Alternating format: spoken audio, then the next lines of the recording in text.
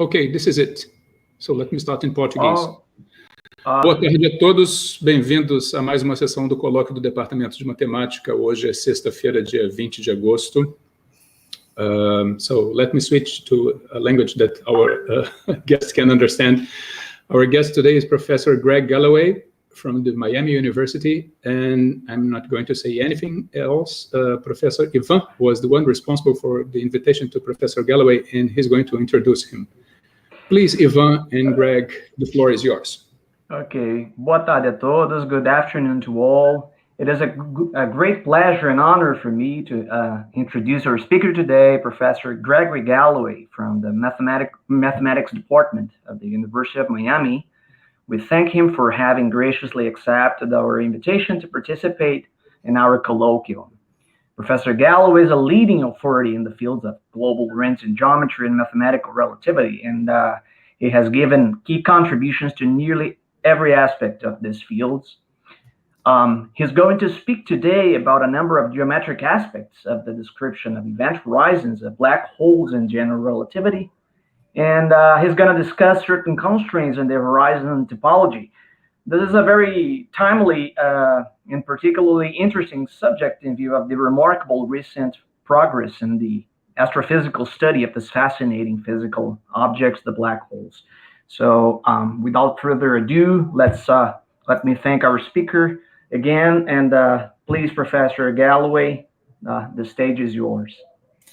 Thank you, Ivan, and thank you for the very kind introduction. It's actually been a while since I've been to Brazil. I mean, really been to Brazil.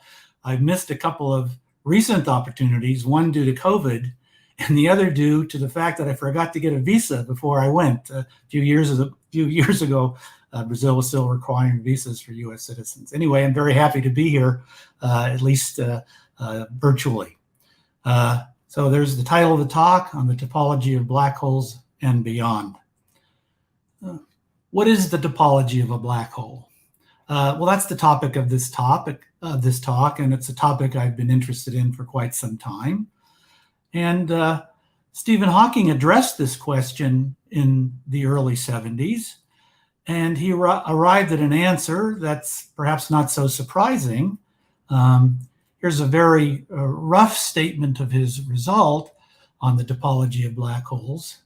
Under suitable physical circumstances, the surface of a black hole is topologically a two-sphere.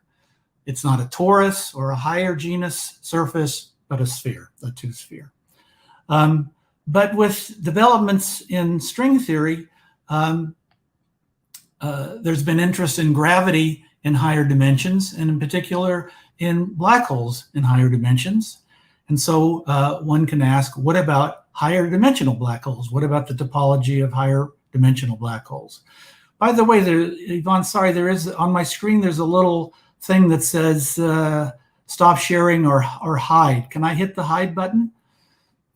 I actually don't know, Greg. I'm sorry. If Antonio can help us, I would be very thankful, because this is my first time here too. I think that you should hit the hide. Okay, let's try that, because let's give it a shot. That typically works. That was bad. Something. Oh, okay. Okay. So, all right. So please start again. I think whatever. Here we go. Steps. All right. Okay. We're back in business. Thank you. Sorry. Yes, and apparently, the tag that disappeared, right, altogether. So I think we're good to go. The tag disappeared. Thanks a lot. Yeah. So we're interested in higher dimensional gravity. Interested in particular higher dimensional black holes. What about the topology of higher dimensional black holes? And that's an issue we're going to be discussing in this talk. So here's a brief outline for the talk. We'll begin by discussing some basic background in general relativity. Then we'll discuss in somewhat more detail Hawking's theorem on the topology of black holes in 3+1 dimensions and its connection to black hole uniqueness. And then we'll present a generalization of Hawking's theorem to higher dimensions, and this was work of mine with Rick Shane from some time ago. If time permits, we'll also discuss some work with Michael Eichmeier and Dan Pollock concerning the topology of the region of space exterior to black holes. This is one source for the term beyond in the title, and this discussion is connected to the notion of topological censorship. And all of these results rely on the theory of marginally outer trapped surfaces. Marginally outer trapped surfaces have played an important role in the theory of black holes, but on the mathematical side, they're natural space-time analogs of minimal surfaces in Riemannian geometry. And so we'll be discussing some aspects of marginally outer trapped surfaces. So again, let's begin by discussing some aspects of general relativity. In general relativity, the space of events is represented by a Lorentzian manifold, which is a smooth manifold, dimension n+1, equipped with a metric G of Lorentzian signature. So that means that each point P, we have a scalar product G defined on the tangent space. And that scalar product has signature minus plus plus plus plus, which means that when, with respect to an orthonormal basis, as a matrix, the matrix of components is a diagonal matrix with one minus sign and then the rest plus sign. So if we take two vectors at the point P expressed with respect to this orthonormal basis, and we compute g of xy, we compute the scalar product, we get this expression here. If that minus sign was a plus sign, that would just be the Euclidean scalar product of Euclidean space, but with that minus sign, that's the Minkowski scalar product of Minkowski space. So what this means is that each tangent space in a Lorentzian manifold is isometric to Minkowski space. And this builds in the local accuracy. Minkowski space is the space-time of special relativity. So this builds in the local accuracy of special relativity into general relativity. Can you see, do people see my arrow moving around? Yes or no? Yes, I can see that. Yeah. Okay, thank you. It should be a hand, but it's too late to fix that. Anyway. So at any point in the Lorentzian manifold, the vectors in the tangent space at that point fall into three classes: time-like vectors, null vectors, and space-like vectors. The set of null vectors at a point P in the tangent space forms a double cone called the null cone or light cone. Time-like vectors lie within the null cone, either this way or that way. Space-like vectors lie outside the null cone. So at each point in the Lorentzian manifold, we have this double cone called the null cone or light cone. And we can assign one of the cones to be a future cone, say, and the other cone to be a past cone. And if you can make that assignment in a continuous way over the manifold, then we say that the Lorentzian manifold is time-orientable. And then a space-time, by definition, is a time-oriented Lorentzian manifold. So in a space-time, we have a globally consistent notion of future and past at every point. The causal character of curves extends to, the causal character of vectors extends to curves. Sigma is a time-like curve, provided each tangent vector or velocity vector, sigma prime, is time-like. In general relativity, time-like curves or future-directed time-like curves represent the history of observers. And because the velocity always lies within the null cone, that's the statement that observers travel less than the speed of light. We can also define null curves and space-like curves. Causal curves are curves, each of whose tangents is either time-like or null. One can also talk about the causal character of higher dimensional submanifolds. A space-like hypersurface is a hypersurface in space-time, all of whose tangent vectors are space-like, or similarly, whose normal vectors are time-like. So a space-like hypersurface in the induced metric, the metric it inherits from space-time, is positive definite. It's a Riemannian metric. So in fact, space-like hypersurfaces are Riemannian manifolds in the induced metric. Physically, space-like hypersurfaces represent space at some moment of time. A null hypersurface is a hypersurface in space-time such that the null cone is tangent to the hypersurface. Each null cone is tangent to the hypersurface at each point of the hypersurface. Null hypersurfaces play an important role in general relativity as they represent horizons of various sorts. Associated to the Lorentzian metric, or Lorentzian metric G, is the Levi-Civita connection or covariant derivative operator, del xy. Here x and y are vector fields. In a coordinate neighborhood of space-time, del is determined by the Christoffel symbols, these gammas, and these gammas involve first derivatives of the metric components. Just as in Riemannian geometry, geodesics are defined as curves of zero covariant acceleration. And in general relativity, time-like geodesics correspond to freely falling observers. Null geodesics correspond to light rays or the path of photons. The Riemann curvature tensor is defined in terms of second covariant derivatives, anti-symmetrized. And the Ricci tensor of space-time, which is a symmetric 2 tensor, and the scalar curvature R of space-time are obtained by taking certain traces of the Riemann curvature tensor. So here are the Einstein equations. These are the field equations of general relativity. Perhaps as many of you know, general relativity is a geometric theory of gravity. The Einstein equations describe how our space-time universe curves in the presence of matter, and it's this curvature that's responsible for the effects of gravity.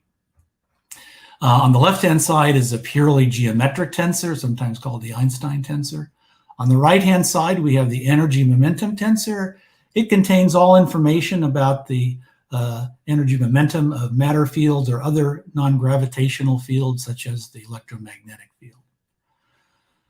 From the PDE point of view, the Einstein equations form a system of second-order quasi-linear equations in the metric components. The vacuum Einstein equations are the equations obtained by setting the energy momentum tensor equal to 0, setting the right-hand side equal to 0. In fact, this is equivalent to setting the Ricci tensor of spacetime equal to 0. So a vacuum spacetime is a Ricci flat spacetime. A number of results in general relativity require imposing some condition on the energy momentum tensor, some condition on the matter fields, etc. Will sometimes require the dominant energy condition. So a spacetime which satisfies the Einstein equations is said to obey the dominant energy condition, provided the energy momentum tensor satisfies this inequality. T evaluated on the vectors x, y is greater than or equal to 0 for all future directed causal vectors x, y. And the dominant energy condition is satisfied by most classical matter fields, etc. Now, black holes are certainly one of the most remarkable predictions of general relativity. And the following cartoon depicts the process of gravitational collapse and formation to a black hole. So time is sort of up here in this figure. So we have a star down here at some moment of time, and as it exhausts its nuclear fuel, it begins to collapse under its own weight. And as the gravitational field intensifies, these null cones of spacetime begin turning inward. And this shaded region is the black hole region, and nothing can escape this black hole region, not even light. The boundary of the black hole region is called the event horizon. The boundary is the event horizon, and it's the boundary between signals that are able to send things to infinity versus signals that cannot send things to infinity. You can see that the null cones are at the event horizon. The null cones are tangent to the event horizon.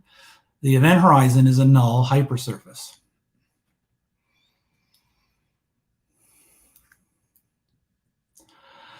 Certainly, the two most famous and important solutions, black hole solutions, are the black hole spacetimes are the Schwarzschild solution and the Kerr solution. The Schwarzschild solution is a static, that is time-independent, steady state, non-rotating, spherically symmetric solution to the vacuum Einstein equations. And here's actually the Schwarzschild metric. M is the mass. When you set M equal to 0, this reduces to the Minkowski metric. So as we understand it today, the metric represents the space-time region outside a spherically symmetric black hole. And down here is what's called a Penrose diagram. It's a two-dimensional diagram. Each point in the diagram is a two-sphere, R equals constant, T equals constant. There's been a deformation so that light cones here have been straightened out to be at 45 degrees. And there's also been a conformal change that has brought in infinity, R equals infinity, future infinity, and past infinity to a finite region. The black hole region is the region R less than 2m. Nothing can escape to infinity.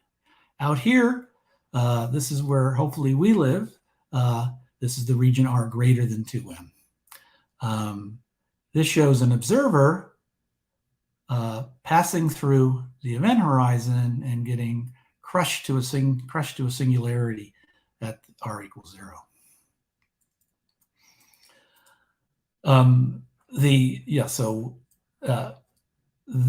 The event horizon here is at R equals 2m. So R less than 2m is black hole. The outside universe is R greater than 2m. R equals 2m is the event horizon. The Kerr solution was discovered by Roy Kerr many years later. It's a stationary, so it's time independent, but rotating.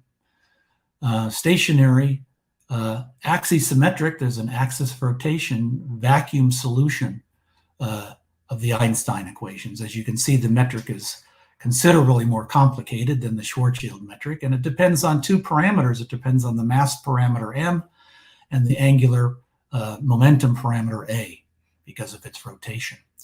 And when you set the angular momentum parameter a to 0, you retrieve the Schwarzschild solution.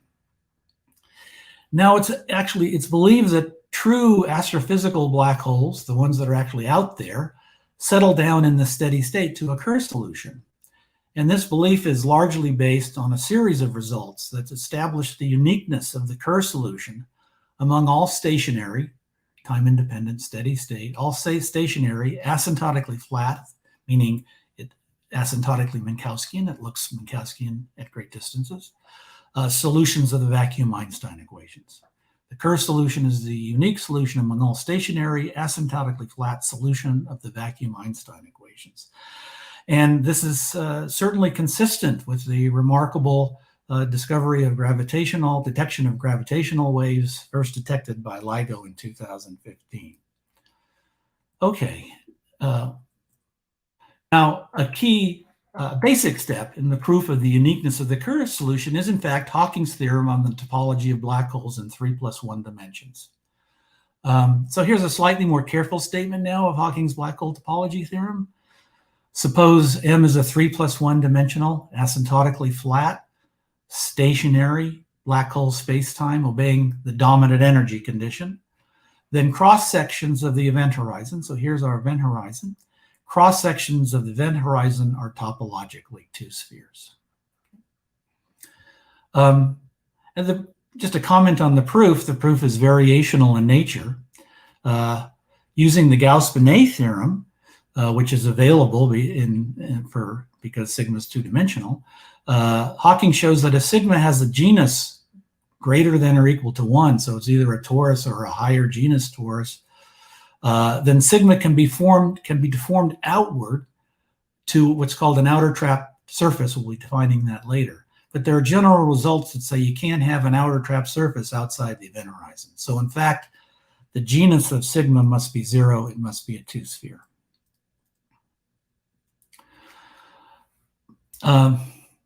String theory and various related developments, such as the ADS CFT correspondence, have generated a great deal of interest in gravity in higher dimensions, and in particular in higher dimensional black holes. And one of the first questions to arise when you start looking at higher dimensional black hole spacetimes, does black hole uniqueness hold in higher dimensions? Well, in the 80s, with impetus coming from the development of string theory, Myers and Perry constructed a natural higher dimensional generalizations of the Kerr solution, which in particular have spherical horizon topology. cross-sections of the horizons are spherical in higher dimensions now. And so this painted the Myers-Berry black holes painted a picture consistent with the Kerr solution. But in 2002, Emperon and Real discovered a remarkable example of a 4+1 dimensional, asymptotically flat, stationary, vacuum black hole spacetime with horizon topology S2 cross S1. In other words, cross sections of the event horizon have topology S2 cross S1, and they dubbed this the black ring, and that's what it's known as today.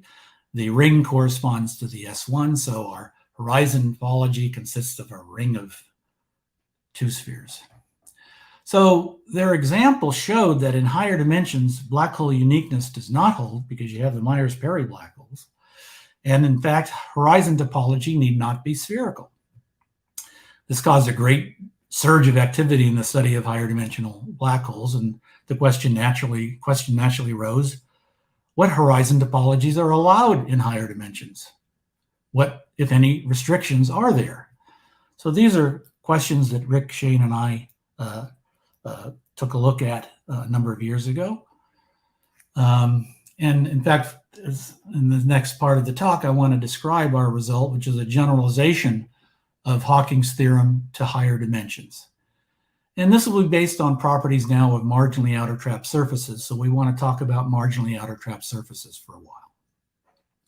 So we're letting mg be an n+1 dimensional spacetime, n greater than or equal to 3.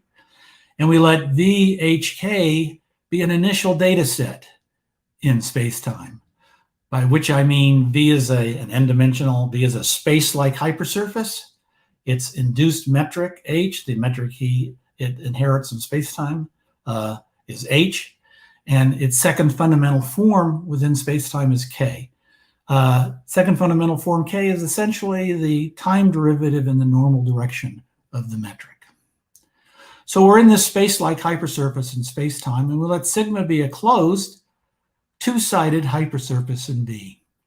Because it's two-sided, it emits a smooth future unit normal field nu. We're calling it nu. And by convention, we'll refer to nu as outward pointing.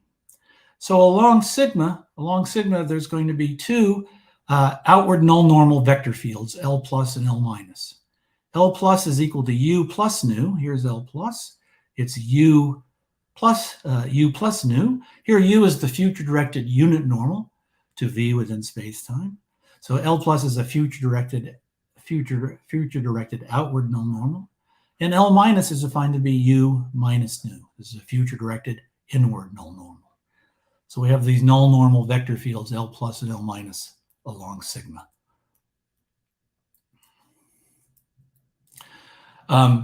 Then associated to L plus and L minus are the so-called null second fundamental forms, chi plus and chi minus. Here's chi plus minus. Chi plus minus measures how L plus minus is wiggling along sigma as you move along sigma. These two null second fundamental forms actually completely determine the second fundamental form of sigma, viewed as a codimension 2 submanifold of spacetime. So we have these null second fundamental forms involving derivatives of L plus minus along sigma. Then the null second fundamental forms can be traced to obtain the so-called null expansion scalars, theta plus, theta minus, sometimes called the null mean curvatures. So theta plus minus is the trace of the null second fundamental form along sigma. And what this gives you actually, in fact, is the divergence of L plus minus along sigma. So physically, theta plus measures the divergence of the outgoing light rays from sigma. Theta minus measures the divergence of the ingoing light rays from sigma. And one can express these null expansion scalars in terms of our initial data VHK. Theta plus minus is in fact the partial trace of the second fundamental form of V, partial trace of the second fundamental form along sigma, plus or minus H, where H now is the mean curvature of sigma within V. So in the so-called time symmetric case, where the second fundamental form vanishes, then theta plus is just the mean curvature of sigma within V.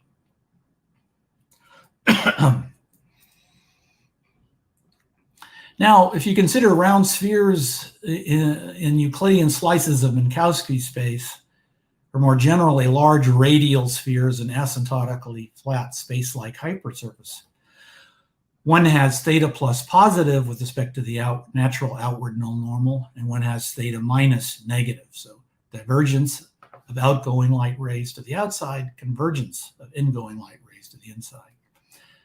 However, in a strong gravitational field, one can have both theta minus negative and theta plus negative. So even the outgoing null geodesics are converging, in this case, sigma is called a trap surface. And this is the key condition introduced by Penrose in his famous singularity theorem cited by the 2020 Nobel Prize Committee in Physics. So we now are going to focus on the outward null normal. So if theta plus is negative along sigma, we say sigma is outer trapped. If theta plus vanishes along sigma, we say that sigma is a marginally outer trapped surface, or MOTS for short. Note in the time symmetric case, when theta plus just equals the mean curvature, that says that in the time symmetric case, that a MOTS is simply a minimal surface. It's in this sense that marginally outer trapped surfaces are space-time analogs of minimal surfaces of Riemannian geometry. What are some basic examples of MOTS, marginally outer trapped surfaces? Well, here's our Penrose diagram again for Schwarzschild spacetime, and it's a fact that every cross-section of the event horizon, r equals 2m, every cross-section of the event horizon is a MOTS. And by cross-section here, I mean the smooth, compact intersection of the event horizon with a space-like hypersurface. Inside, there are actually trapped surfaces. That was observed by Penrose, both outer and inner trapped. But on the event horizon, these cross-sections are marginally outer trapped surfaces. They're MOTS. The same is true for the Kerr spacetime. Cross-sections of the event horizon are MOTS. In fact, in general, cross-sections of the event horizon in stationary, time-independent, steady-state black hole spacetimes are MOTS. And very briefly, this can be understood as follows, somewhat understood, perhaps. The event horizon is a null hypersurface, and null hypersurfaces are ruled by null geodesic. And by classical area theorem of Hawking, these null geodesic generators of the event horizon should be expanding towards the future. However, in the stationary steady-state limit, that expansion goes to 0, and this leads to cross-sections being MOTS, marginally outer trapped surfaces. More generally, not necessarily in the stationary case, more generally, MOTS can arise as the boundary of the so-called trapped region. And this is an old heuristic idea made rigorous by Anderson and Metzger, and in 3 dimensions, and Eichmeier in higher dimensions. So then we have one last definition here before we can state a theorem. Take a swig of water.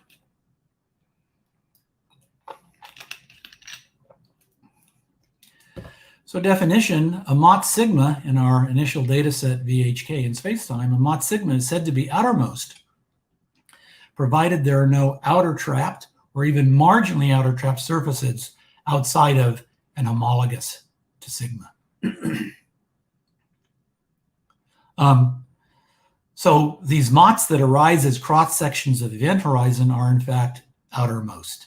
Why? Because you can't have outer trapped or even marginally outer trapped surfaces outside the event horizon. Such surfaces could be seen at infinity, and there are arguments against that. You need an energy condition for this, like the dominant energy condition, or actually something weaker called the null energy condition. Okay. So these cross sections are in fact outermost. Also, MOTS arising as the boundary of the trapped region are, under suitable circumstances, outermost. So finally, here's this theorem with Rick Shane from some years ago. Let VHK be an initial data set in space-time of dimension greater than or equal to 3, which obeys the dominant energy condition. Space-time obeys the dominant energy condition. Then, if sigma is an outermost MOTS in V, apart from certain exceptional circumstances, sigma must be of positive Umabi type. Okay? If sigma is outermost in V, it must be of positive Umabi type. Here, sigma is of positive Umabi type simply means that sigma admits a metric of positive scalar curvature. This is not saying that the induced metric on sigma that it inherits from V has positive scalar curvature, but rather that that metric can be deformed into one that has positive scalar curvature. What are these exceptional circumstances? The conclusion of our theorem could fail only if various geometric quantities vanish. The null second fundamental form of sigma must vanish identically. Sigma must be Ricci flat. This energy momentum tensor must vanish. So apart from these exceptional circumstances, I'll make another comment about that in a couple of minutes, but apart from these exceptional circumstances, sigma is a positive Umabi type. It admits a metric of positive scalar curvature. But sigma being positive Umabi applies many well-known restrictions on the topology. Here, topology finally comes in. And let me consider a couple of basic examples. Let's consider the case where sigma is two-dimensional. So that's the standard situation where space-time has 3 + 1 dimensions. If sigma is positive Umabi, since it's two-dimensional, that means it admits a metric of positive Gaussian curvature. And then by the Gauss-Bennet theorem, that implies that sigma must be diffeomorphic to a two-sphere. And we recover Hawking's theorem. In the case that sigma is three-dimensional, so our space-time dimension is 4 + 1, we have the following classical result of Gromov, Lawson, and Shane and Yao. And by the way, for this discussion, I'm assuming sigma is orientable. And anyway, so this result says if sigma is a closed orientable three-manifold of positive Umabi type, then sigma must be diffeomorphic to a spherical space that is the quotient of a three-sphere, like a lens space, or it's got to be an S2 cross S1, or it's got to be a connected sum of the above two types. Okay? So we see that the basic horizon topologies, in this case where sigma has dimension 3, are the three-sphere, which is realized by the Myers-Perry black hole, or S2 cross S1, which is realized by the black ring.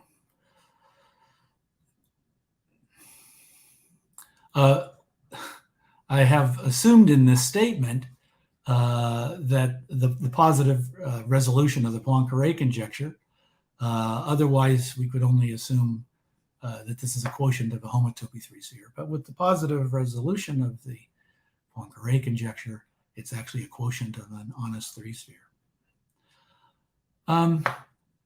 This result can be understood in a certain way by the prime decomposition, just a side comment really here, by the prime decomposition theorem.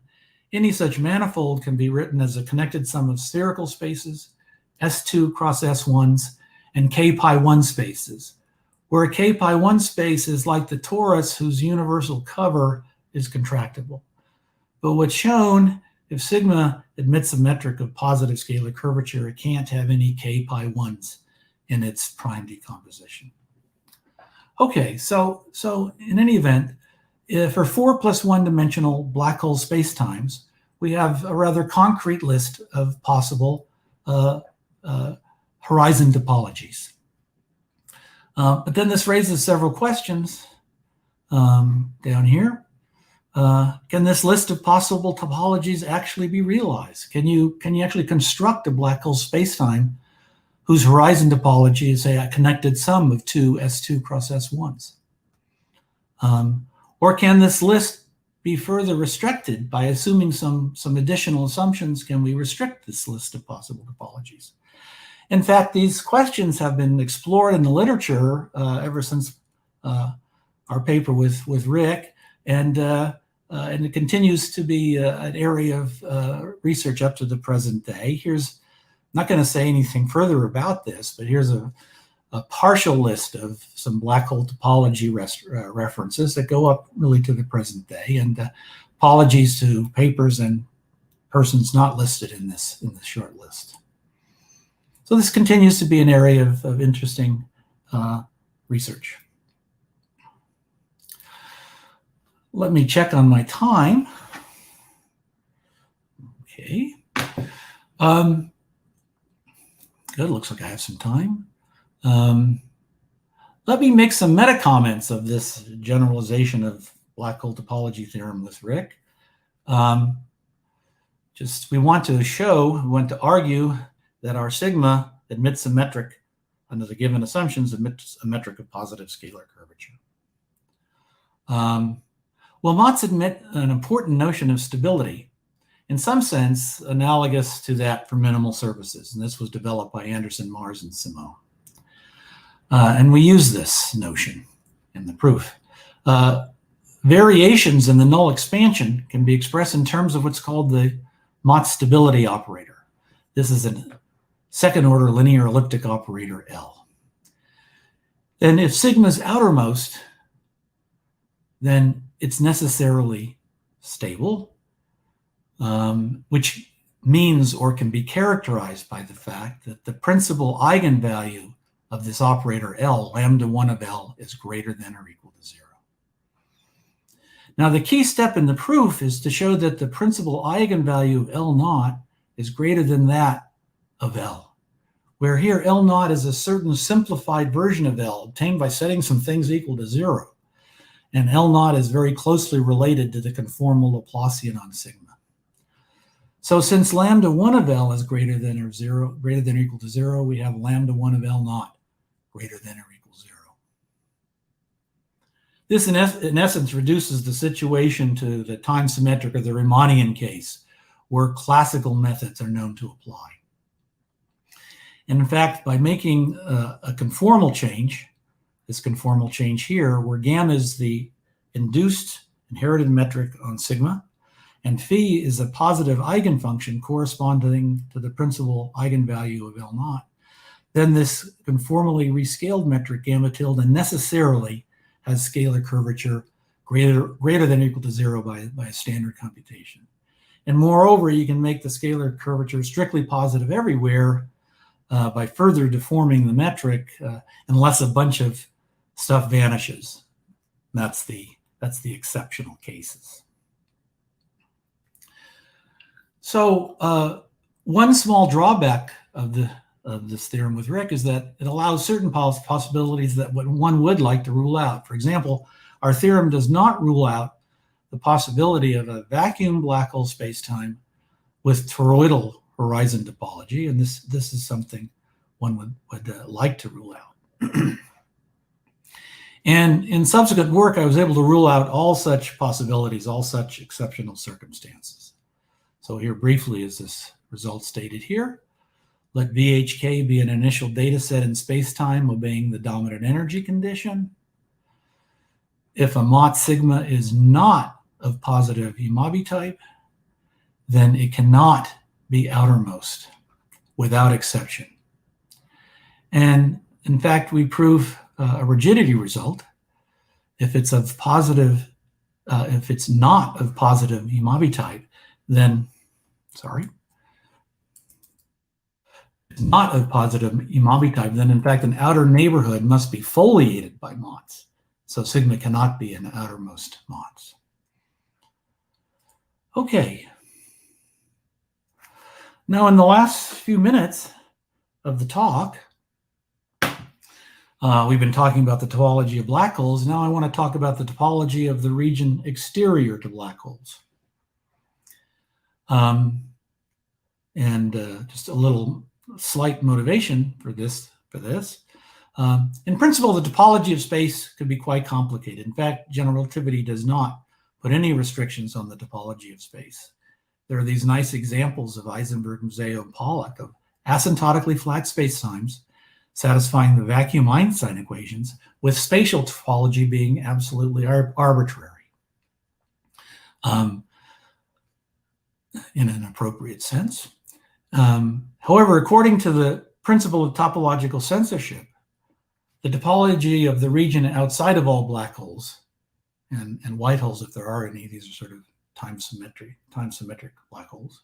The region outside of all black holes and white holes should be simple, at least at the fundamental group level. Any non-trivial topology should end up behind the event horizon. I don't have time to go into the rationale for this, but there are a number of results supporting this point of view. The first being the topological censorship theorem of Friedman, Schleich, and Witt. But these are space-time results. They involve assumptions that are global in time. It's a very difficult problem giving initial data and evolving it under the black hole, under the Einstein equations, whether the resulting space-time would satisfy such global in time conditions. So an aim of work with Michael Eichmeier and Dan Pollack was try to establish a result supportive of the principle of topological censorship, but at the initial data level, not requiring any statements about the evolution of space-time, evolution of initial data. And let me describe the setup for this initial data version of topological censorship. It's going to be in 3+1 dimensions. And here's a schematic diagram, Penrose type diagram of a black hole spacetime. Here's the black hole region. Here's the event horizon. Maybe there's a white hole. Outside here, outside of all black holes and white holes, that's called the domain of outer communication. And for our initial data result, we should view our initial data manifold as representing an asymptotically flat space-like slice in the domain of outer communication, with boundary a cross-section of the event horizon. And then at the additional initial data level, we represent this cross-section by a marginally outer trap surface. So we assume V has a marginally outer trap boundary. Now, mentioned this before a bit, in the domain of outer communication, outside of all black holes and white holes, you can't have any MOTS. Now we need a slightly more general notion of MOTS called immersed MOTS, just like when you do minimal surface theory, you can talk about immersed minimal surfaces. Under suitable circumstances, you can't have immersed MOTS out here in the domain of outer communications. So we're going to adopt this as an assumption on our initial data manifold. We're going to assume that there are no MOTS or immersed MOTS in V away from the MOTS boundary.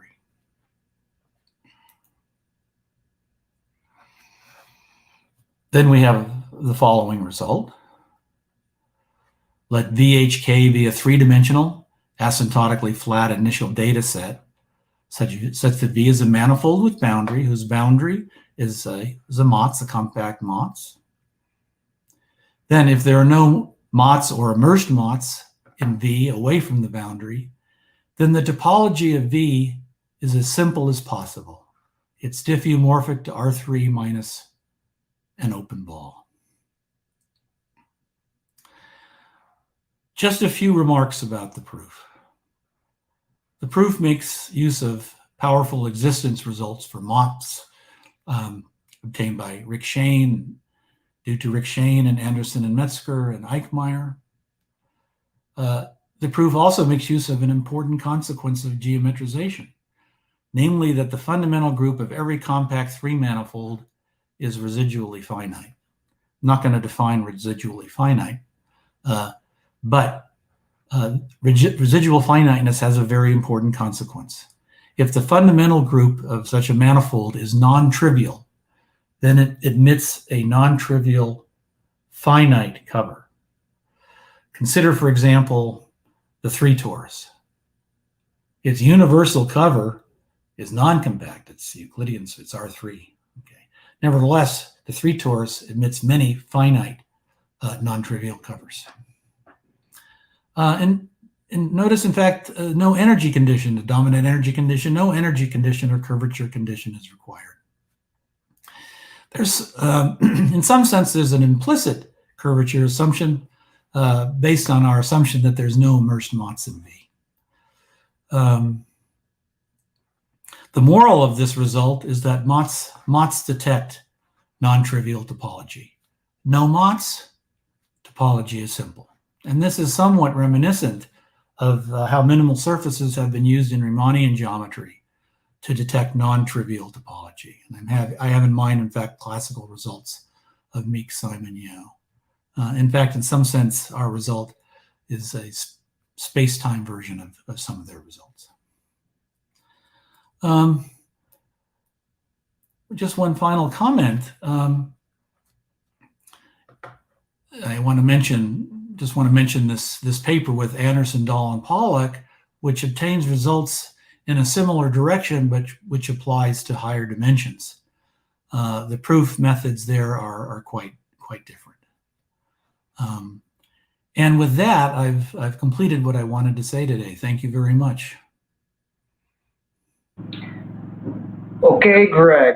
Thank you very much for a beautiful talk. I think that everybody we agree that this is a very interesting subject, regardless of one particular research interest. This is fascinating because it has implications and even in physics. So I think it's fascinating as far as applications go, even if one is not directly interested in specific geometric aspects, because we have many students from many different areas here, but I think that they all are kind of united in this fascination with this beautiful subject, which is a black hole. And so I think that your result indicates beautifully how interesting and powerful geometric techniques can be applied to those situations.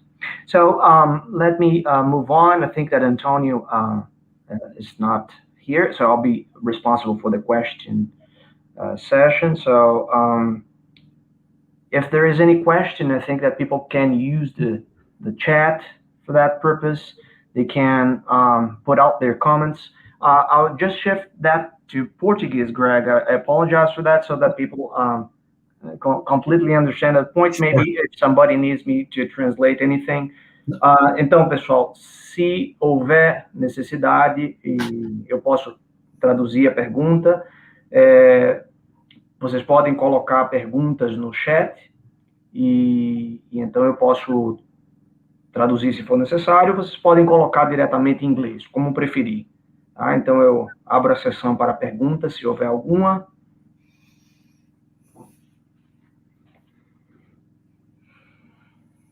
So let me wait a bit. Antonio is here. Yeah, I'm back. All right, Antonio. So usually there is a small delay between the transmission and the audience, between our transmission and the YouTube. So maybe, Ivan, you can start. Yeah, sure.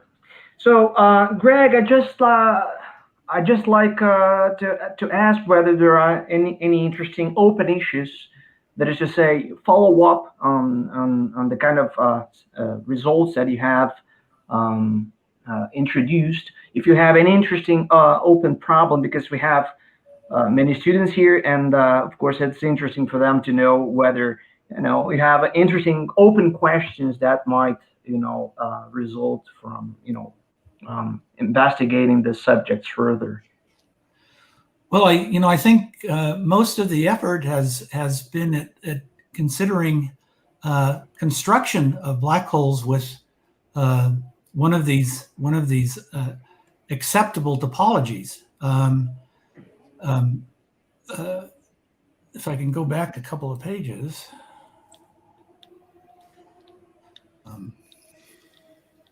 Condori and Lucietti have constructed a black hole spacetime with appropriate conditions, not a vacuum spacetime, but a spacetime that obeys the dominant energy condition, which has the topology, the horizon topology, cross-section of the horizon being an RP3, so the basic lens space.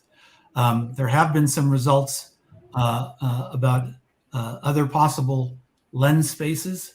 Can they be realized by black hole spacetimes? And I think there are issues there that are still open. Okay. So realizing, you know, how I know people have tried to show that you can't have a connected. Sorry.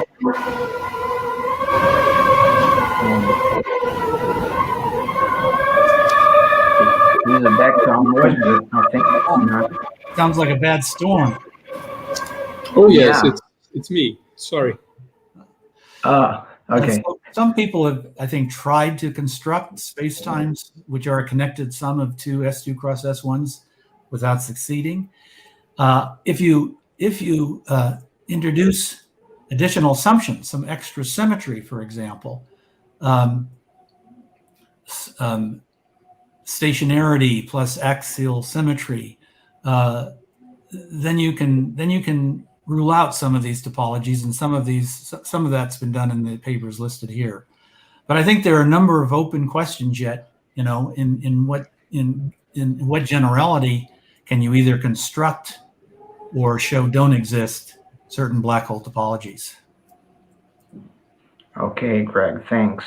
So we have a question coming up by Enrique Martin asks, does the C-boundary technology bring any new development paths to the study of the subject? So the C-boundaries can in any way contribute, or if they bring anything new to these questions, or whether we can deal without that, and the most interesting results can be obtained without, you know, using C-boundaries in any way. That's a very interesting question. We're talking about the causal boundary, I assume. I don't know. I don't know of any. It's certainly the causal boundary could play a role in, say, these studying the topology of the domain about a communication. So these results about what the topology is outside the black hole. And by the way, that's still a fairly open area. We've been talking about black hole topology. What about the topology outside, and say in higher dimensions? I think there are a number of issues open there, and I think for studying the topology of the exterior region, certainly the conformal boundary I think is relevant, and of course there often is a connection between the causal boundary and the conformal boundary. But I don't have any specific comments about the role of the causal boundary. All right. So if there are no other questions, I'd like to ask another question, seize the opportunity, and to ask whether you have anything interesting to say about, low regularity, to bring low regularity into the subject, Greg, because of course all you're doing is very geometric, and also you use standard geometric techniques. But I think it's a fair question in the sense that, of course, if you have non-smooth horizons and you take sections of these horizons, you might expect to come up with things with lower regularity. And so it's natural, perhaps, to ask whether this naturally, if there is any generalization, or whether it's automatic in a way where it can be easily adapted. Can you say a few words about that? Well, I completely agree. These are very interesting questions, and there's certainly been a great deal of interest in the study of Lorentzian geometry, spacetimes in low regularity. So it's a quite relevant question. Of course, the results I talked about today involve properties involve properties of marginally outer trapped surfaces, and they rely, they rely so much on smoothness. So I think it's a very interesting question that you raise. To what extent some of these methods can be worked out in lower regularity. I would expect something to be true there, but I don't have any good feeling about that, because certainly, again, all these results I talked about today certainly rely on smoothness. Okay. So, all right. So, do we have any question? Do you have anything popping up? Well, Clebison, thanks for the lecture. Brown, congrats, Greg, for the great talk. Okay. All right. Well, whether for anything real, thanks for the lecture and for your work. It has been a great source of, a great source of, I think, inspiration for us. Okay. And so I have another question. I'd like to. I mean, if it's okay with everybody, I'd like to ask another question. I promise this is going to be my final question. Yeah, I'll be happy to. I'll be happy to not answer another one of your questions. Okay. Now, I just wanted to ask. It's an aspect which is I think very simple. You have introduced this notion of outermost, and this has been related to the initial data hypersurfaces. If you change the hypersurface, do you still is this outermost notion something which is invariant by this change? If you take different slices, or say something which is not necessarily asymptotically flat, does the outermost condition still apply? Is it somehow, can you prove that it's still invariant, or whether it's not invariant? Good. So one thing I didn't stress or comment on in the talk, it is sufficient for these. So for the initial data, it's sufficient for, say, the result with Rick and this extension I had a couple of years after that, that the space, that the MOTS be locally outermost. So in other words, there just has to be an outer neighborhood such that there are no MOTS in that neighborhood, or outer trapped MOTS in that neighborhood, homologous to sigma. So it's really, the results are really local. So it does not require that space-like hypersurface to be asymptotically flat. So if you locally, if you're looking at the event horizon and you're looking at a cross section, the intersection with a space-like hypersurface, then you don't have MOTS outside. That's a general result, the black hole, and so you won't have MOTS locally. But then deforming that space-like hypersurface is not going to change things locally. However you deform that space-like hypersurface, as long as it's a legitimate cross-section of the event horizon, you'll still have locally that there are no MOTS. Okay, excellent. And that's a lot. Sufficient, and that's sufficient for the results. All right, excellent. So again, Greg, thank you very much for a beautiful talk. Thank you. I'll now defer to Antonio, so perhaps he has some closing remarks or observations. Oh, actually, I was going to ask both you and Greg to give some final words for our audience, if you wish. So, okay, so I mean, I think that Greg should say anything. I mean, if anybody should say anything, it's certainly our speaker today.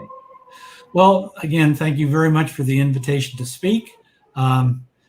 It's a topic that I enjoy very much, and I hope I succeeded in at least conveying a feeling for the topic and a feeling for my enthusiasm for the topic. Thank you very much. Okay, Greg, thank you very much for accepting our invitation. And thank you, Ivan. Thanks a lot for not only for suggesting his name, but also for helping me to chair this session today. It was really a pleasure. So, and thank you very much, Antonio. Let me say some final words to our students. Maybe you are aware that our former professor, Clovis Gonzaga, died last month. So, and today was supposed to be the final session of the colloquium for this semester, but we are going to have an extra one. Of course, we are not obliged to show up, but if you want to take part in this event, please log in within 2 weeks from now, next 2 Fridays from now, and at 2 p.m. And we are going to have a talk from a former PhD student of him. Professor Gonzaga was one of the main leaders in continuous optimization in Brazil and in the world, actually. And he passed away maybe 2-3 weeks ago. He was already retired. So this is it. Thank you very much, Greg and Ivan, again. And I wish you all guys a nice weekend and hope to see you sometime soon. In the flesh. Thank you. Same to you. Thank you, Greg. Thank you, Antonio. Thanks, everybody. Be seeing you. Thank you. Stay safe. Bye-bye. Bye. Okay.